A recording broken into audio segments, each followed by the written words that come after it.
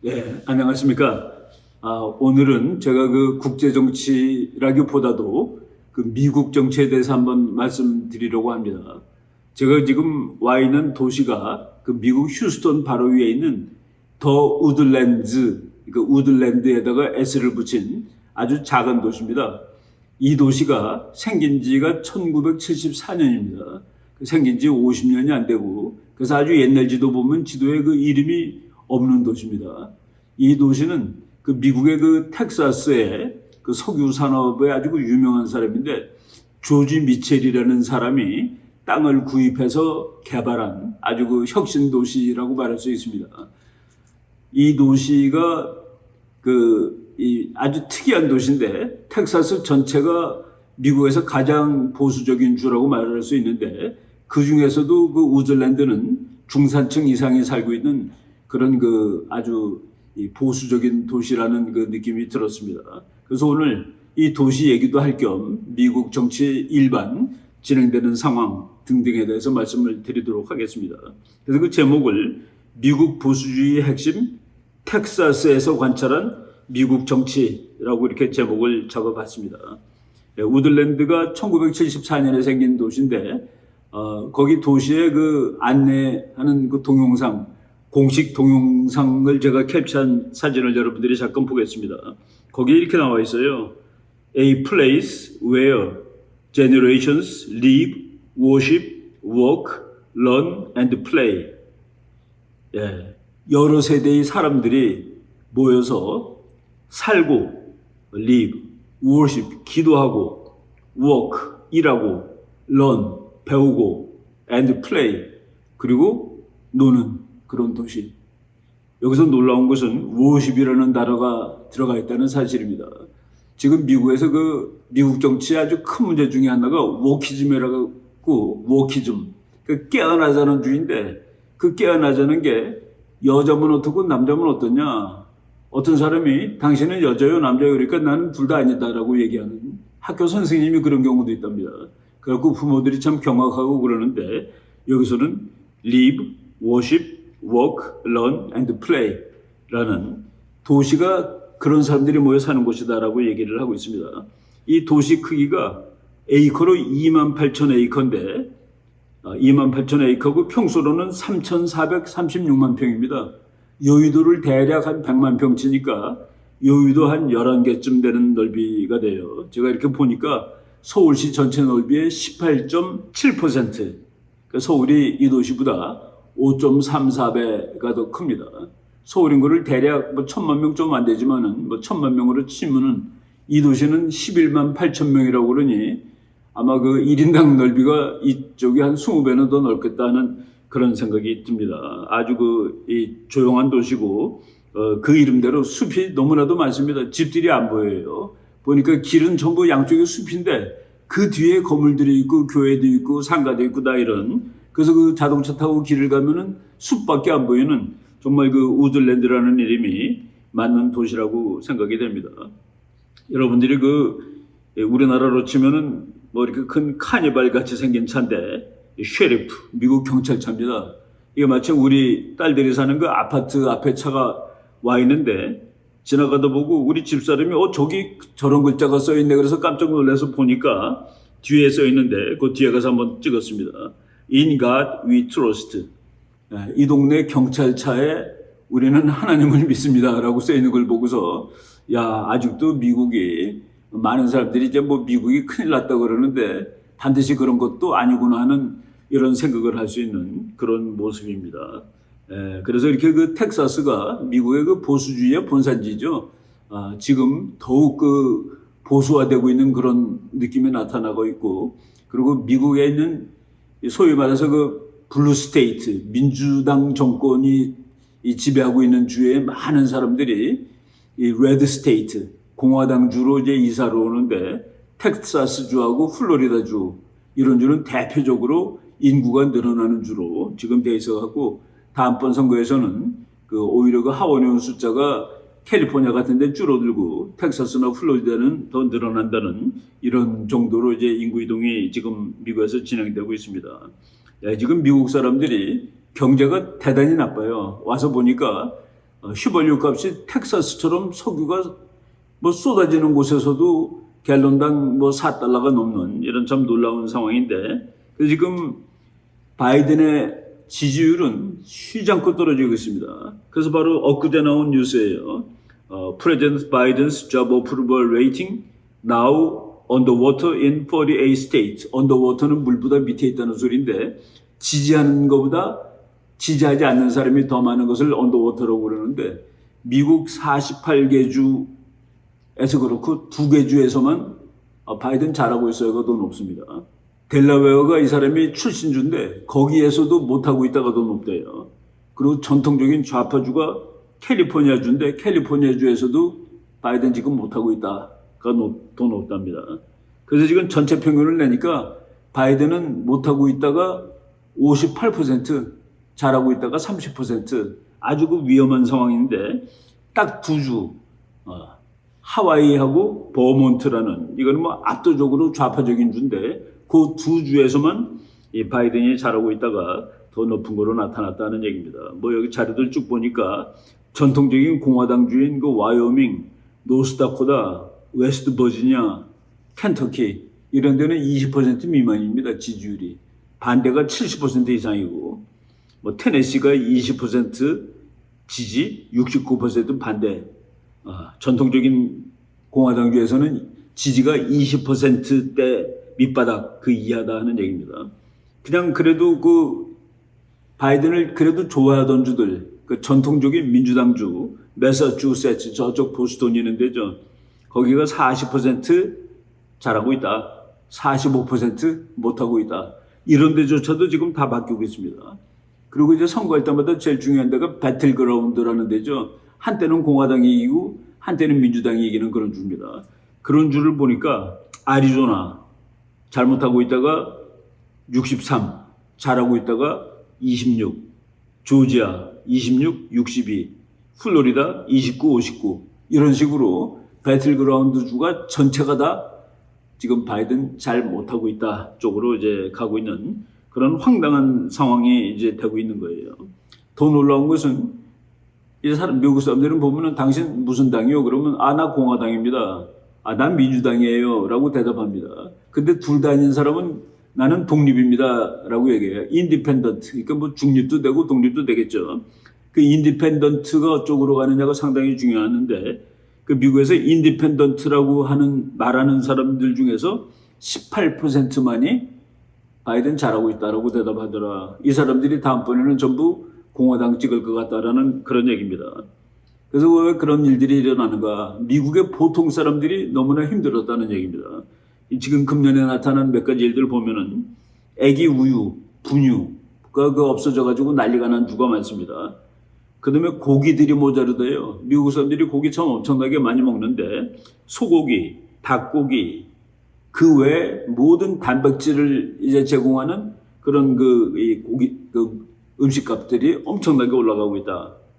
그리고 공급망 문제, 그러니까 물건이 제대로 배급이 안 되는 거예요. 보급이 안 되는 거죠. 서플라이 체인 그 문제.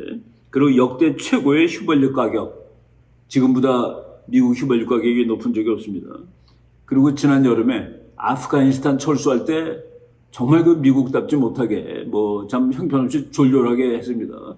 그리고 무기를 뭐 그냥 몇천 대씩 다 찜차 같은 거 놓고 나오고 그랬는데 그것들을 중국군이 다 가져갔다라는 그런 설까지도 지금 미국 사람들이 얘기를 하고 있더라고요.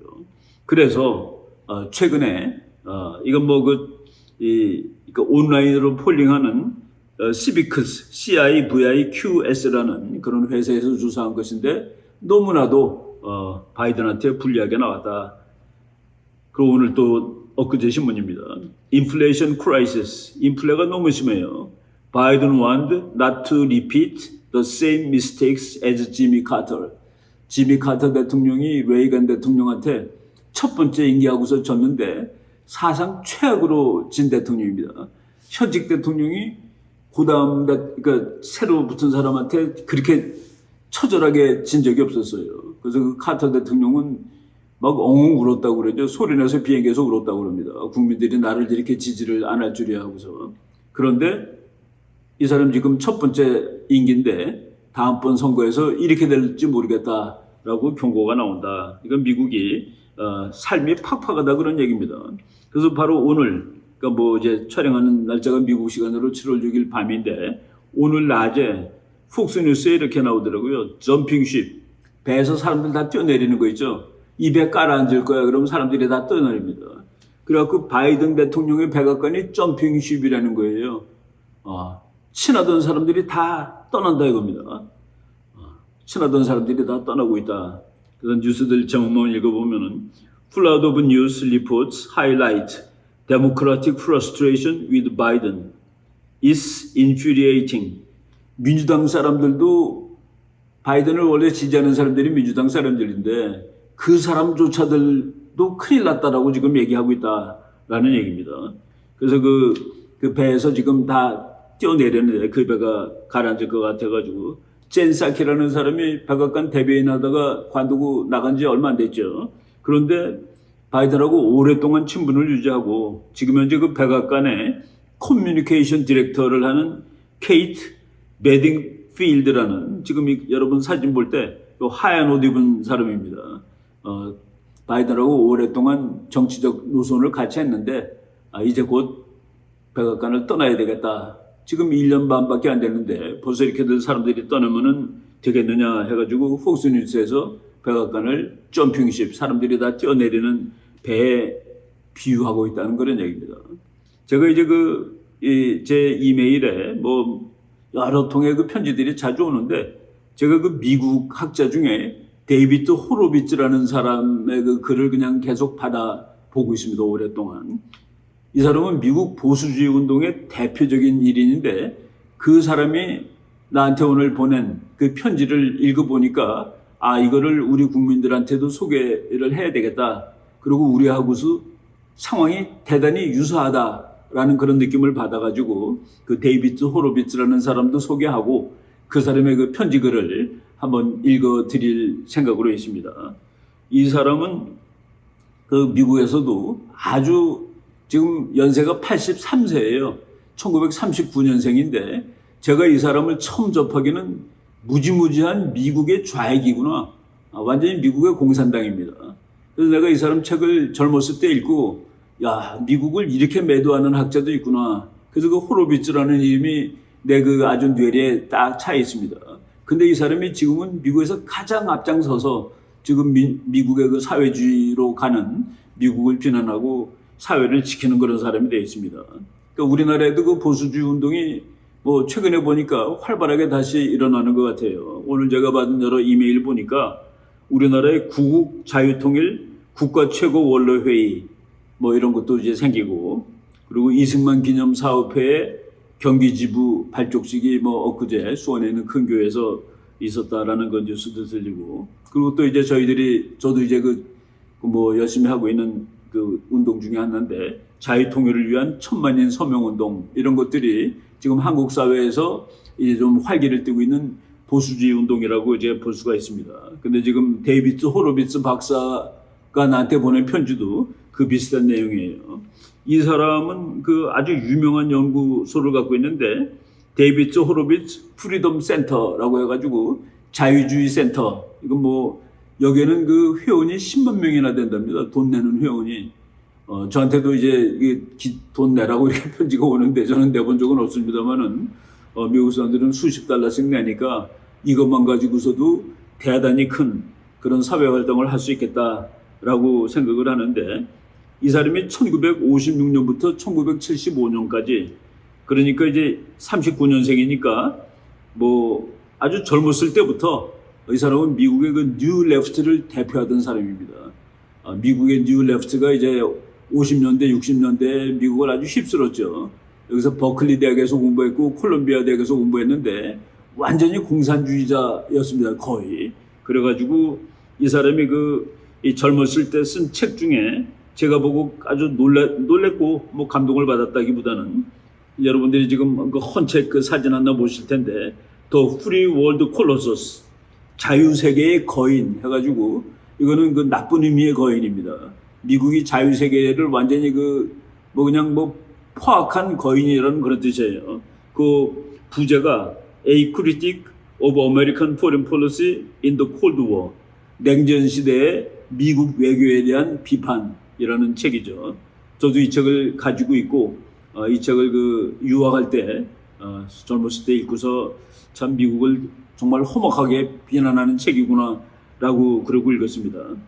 옆에 같이 있는 책이 이 사람이 가장 최근에 쓴 책입니다. 책도 수십 권도 더 썼는데 이제 2021년에 쓴 책인데 제목이 The Enemy Within, 우리 속에 있는 적들 해가지고 지금 현역 상원의원 하원의원들 사진을 7명을 그냥 그대로 갖다 집어넣은 겁니다. 대통령 후보로 나왔던 뭐 낸시 펠로시 사진도 있고 부통령 사진 있고 버니 샌더스 있고 오카시오 코르테스 있고 약간 미국에 지금 날리는 사회주의 좌파 상원 하원의원들 사진을 아주 큼직하게 7명을 집어넣고 우리의 적이라는 책을 이런 쓴 거죠. 미국은 세상을 나쁘게 만드는 못된 나라라는 책을 1965년에 썼던 사람이 지금은 가장 반대쪽에서 미국의 사회주의를 반대하고 자유주의를 지키는 그런 투사가 되어 있습니다. 이 사람이 그 평생 같이 했던 사람이 있는데 피터 콜리어라는 사람이 있어요. 여러분들이 그 사진 보시겠습니다. 피터 콜리어는 젊었을 때에는 바로 호로비츠하고 같이 사회주의 운동을 하던 사람인데 호로비츠와 같이 또 전향을 해가지고 호로비츠와 함께 또 우파 운동을 한 사람입니다. 그 미국 출판사 중에서 인카운터스라는 출판사가 있는데 그 유명한 보수주의 출판사인데 보니까 바로 피터 콜리어가 그 인카운터라는 출판사를 만들어가지고 평생 동안 호로비츠의 친구로 이분은 그 최근에 작고를 했습니다. 같이 이제 일하던 사람인데 이 사람들이 왜 좌파에서 우파로 돌았느냐? 1970년대입니다. 1972년 겨울이에요. 1972년 12월 달에 자신의 친구들이, 그러니까 좌파인 친구들이 블랙팬더가 이제 흑인 공산당입니다. 블랙팬더들이 총을 쏴서 죽였어요. 그리고 그 무렵에 동남아시아들이 조금 있다가 1975년 뭐 동남아시아가 이 공산화가 막 됐죠. 캄보디아 이런데 공산화가 되면서 수백만 명이 공산당에 의해서 학살되는 것을 보고서 이 사람들이 그때부터 서서히 도는 겁니다. 그래가지고 거의 완전히 도는 것이 1985년 무렵인데 그때 그 레이건 대통령을 지지해야 된다라고 이 사람들이 선언을 합니다. 1985년에. 그 레이건은 미국의 보수주의의 또 대표라고 그래가지고 좌파들이 막 욕을 할 텐데 레이건을 지원해야 된다는 글을 쓰고 그리고 1988년에는 완전히 좌파랑 반대 운동을 하는 그 조직을 만드는데 좌파 활동을 본격적으로 깨기 시작합니다. 그리고 1989년에 완전히 사회주의에서 탈출했다라고 하고 자기네가 살았던 세대들은 파괴적인 세대였다. Destructive Generation이라고 얘기를 하고 이제 완전히 1988년, 89년 무렵부터 우파 운동을 시작합니다. 아까 얘기했듯이 무려 한 10만 명 정도의 그 individual contributors, 개인들이 헌금을 하는 거예요. 이 연구소 움직이라고. 그리고 수많은 책도 찍고 그리고 여기서 어떻게 하면 우파가 선거에 이길 수 있느냐라는 그런 책도 찍었는데 제가 이분 책을 몇 권 갖고 있습니다만은 이거 준비하다가 이 책을 반드시 읽어야 되겠다는 생각을 했는데 2000년에 쓴 책이랍니다. Art of Political War, 정치적인 전쟁에서 이기는 기술이라는 책인데 이 책을 읽고서 그 부시 대통령, 아들 부시 대통령의 그 선거 참모였던 칼 로브라는 사람이 있는데 그 사람이 그 아주 천재로 소문난 사람입니다. 칼 로브가 이 책이야말로 어떻게 정치판에 나가서 싸우는 데 관한 완벽한 책이다. 가서 이길 수 있는 완벽한 책이다라고 했는데 제가 나온 지 벌써 한 20년 지난 책이라도 이 책을 한번 반드시 구해서 한번 우리도 같이 공부해보고 읽어봐야 되겠다라는 그런 생각을 했습니다.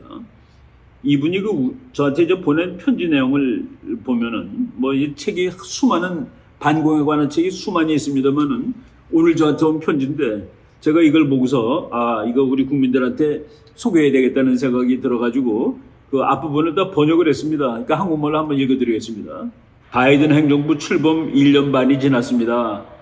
우리는 지금 무슨 일이 일어나고 있는지 정확히 알게 되었습니다. 그들은 쓰고 있는 마스크가 벗겨졌습니다. 마스크를 쓰고서 거짓말을 한 거예요.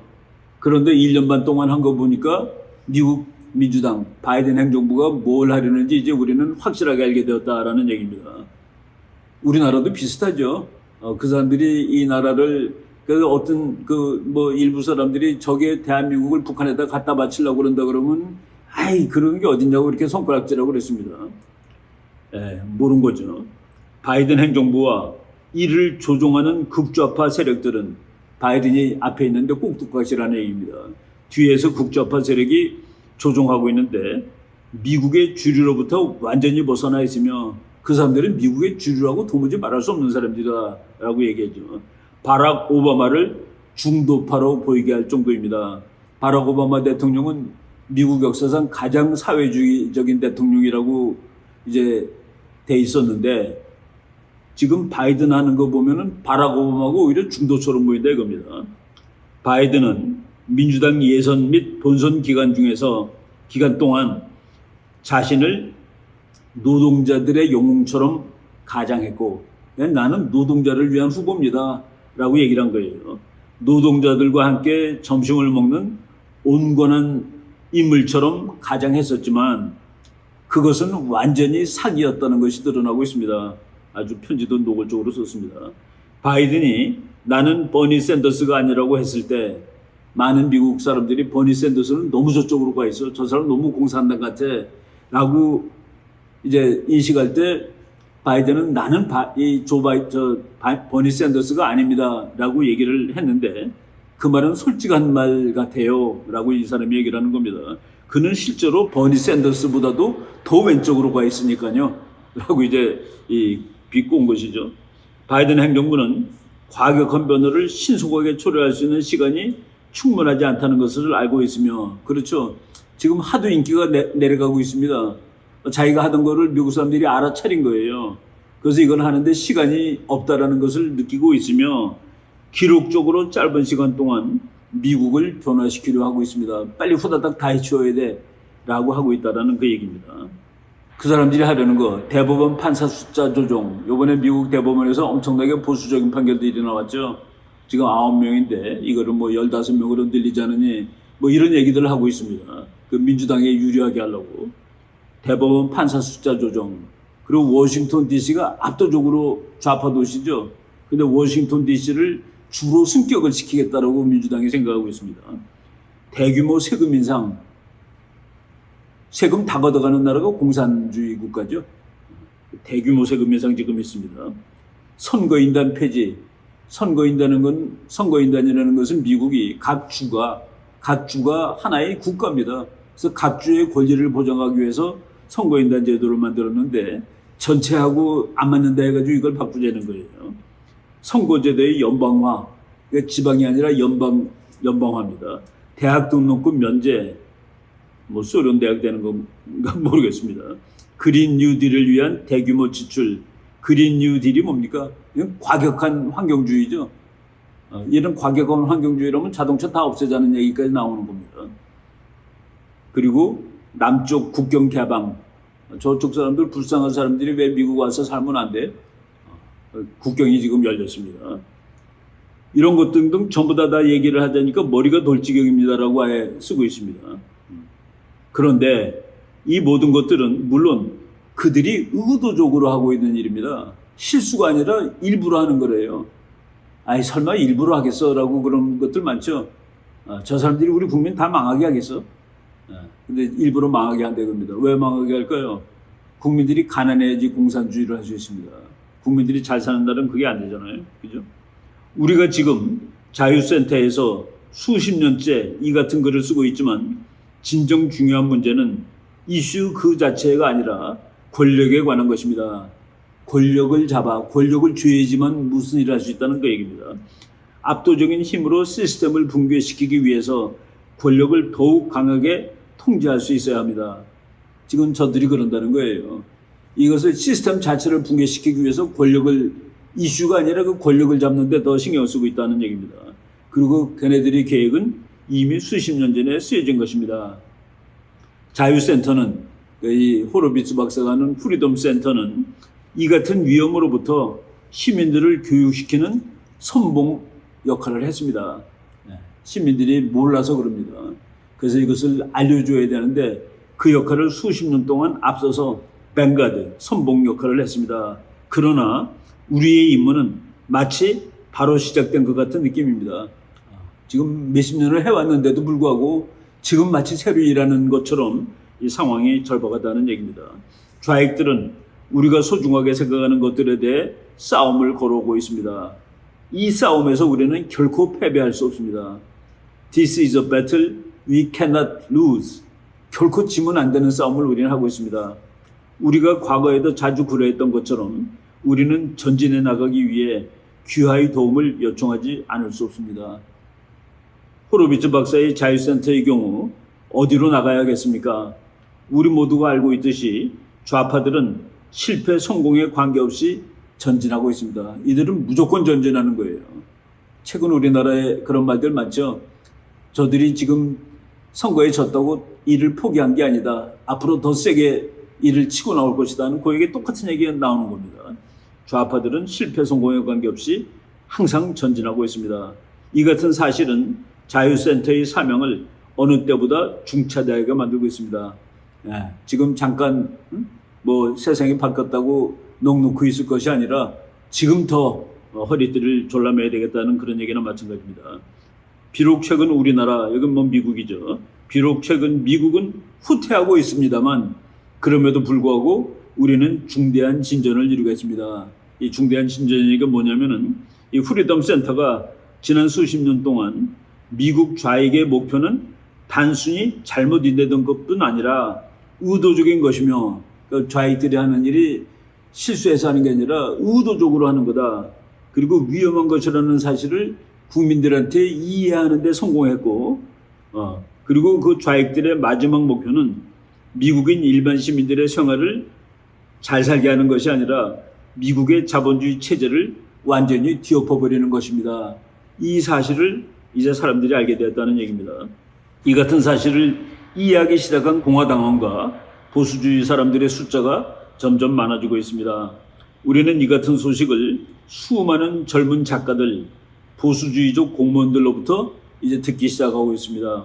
우리가 32년 이상 해온 이 같은 싸움을 하기 위한 훌륭한 도구가 되었습니다. 이제 자기네들이 오랫동안 싸운 결과 이 좌익의 본질을 이해하는 사람들이 많이 생겼다는 얘기입니다. 프리덤 센터는 우리들을 위협하는 위험이 무엇인지 밝히고 좌익들에게 그들이 얼마나 사악한 기회주의자들인지를 일깨우고 시민들을 교육시키기 위한 목표에 헌신하고 있습니다. 제가 이 부분을 읽고서 우리나라도 이것이 지금 정말로 필요할 때다라는 생각을 하게 된 겁니다. 우리의 사명은 대내외의 적들로부터 미국을 방어하는 것입니다. 우리가 이 같은 사명을 30년 이상 수행해 올 수 있도록 후원해 주신 귀하께 감사드리는 바입니다. 오늘 귀하의 후원으로 저희들은 앞으로 30년 이 같은 사명을 지속할 수 있을 것입니다. 그리고 이제 그 밑에는 아래는 우리가 최근 이룩한 일들과 향후 계획에 관한 짧은 최신의 요약입니다 해가지고 어느 책을 썼고 어디 가서 무슨 캠페인을 했다라고 쭉 나와 있습니다. 그래서 제가 이걸 보고서 우리나라도 지금 바로 내가 이 편지를 보고서 그냥 다 흘려버렸는데 이거는 참 의미가 있다라는 그런 생각을 하게 됐습니다. 마침 이제 미국의 여기 오니까 아무래도 미국 뉴스만 보게 되니까 빌 오라일리라는 아주 유명한 작가가 있습니다. 이 사람은 원래 폭스뉴스에서 정말 미국 1등 앵커를 오랫동안 하던 사람인데 몇 가지 불미스러운 일 때문에 회사를 관뒀는데 그 이후에 책을 엄청나게 많이 쓰는 겁니다. 한 30권 썼어요. 빌 오라일리라는 역사학자인데 이 사람이 뉴스맥스 TV에 나와가지고 이제 정치적으로 토론을 했는데 트럼프 대통령이 2024년에 나오면 된다는 거예요. 빌 오라일리 투 뉴스맥스에게 빌 오라일리 기자가 얘기했다. 트럼프 favorite to win 2024 if he runs. 아직은 나온다고 얘기하지 않았습니다. 그랬는데 나온다면은 이길 것이다 라고 예측을 했어요. 미국 최고의 예측가니까 맞을 수 있는 얘기죠. 이 사람이 뭐 지금 최근에도 책을 많이 썼는데 저도 요번에 와서 한권 구입한 책입니다. 빌 오라일리. 이 사람이 그 킬링 시리즈, 뭐 킬링해서 죽인다는 그런 뜻이죠. 킬링 더 킬러스. 이거는 저 테러리스트들을 죽이는 데 관련된 책입니다. 뭐 킬링 케네디, 킬링 링컨, 킬링 뭐 레이건 해가지고 하여간 뭐 그 킬링 시리즈예요. 이런 아주 재미있습니다. 읽어보면. 그런데 요번에 바로 며칠 전에 킬링 더 킬러스 해가지고 테러리즘에 관한 책을 썼다. 미국 국민들 70%가 바이든은 재선에 안 나왔으면 좋겠다라고 대답한대요. 그런데 이 빌 오라일리가 이제 11월 선거가 지나면은 바이든이 2년을 더 버틸 수 있을까가 자기는 문제다라고 얘기를 했습니다. 그러면 이제 그 젊은 여자 부통령 카말라 해리스가 대통령 후보로 나올 거냐 그랬더니 그 사람도 찬스는 없다라고 대답을 했습니다. 그러니까 지금 이 데이비드 호로비츠가 저 사람들이 지금 시간이 절박하다고 생각하고 그 사이에 그냥 대대적인 그 미국을 사회주의화시키는 그런 프로그램을 진행하려고 그러는데 이것을 막아야 되겠습니다. 라고 이제 얘기하고 호소를 한 겁니다. 그래서 오늘 제가 그 텍사스 주는 상당히 그 보수적인 주인데, 이런 주도 있지만은 지금 미국 전반적인 분위기가 그 좌우의 싸움이 좀 극심하구나 하는 그런 기분을 느끼고 있습니다. 요 다음 주제는 제가 그 내일 플로리다를 갈 일이 있는데 가가지고 시간이 되는 대로 준비를 해서 또 한번 이 말씀을 드리도록 하겠습니다. 네, 감사합니다.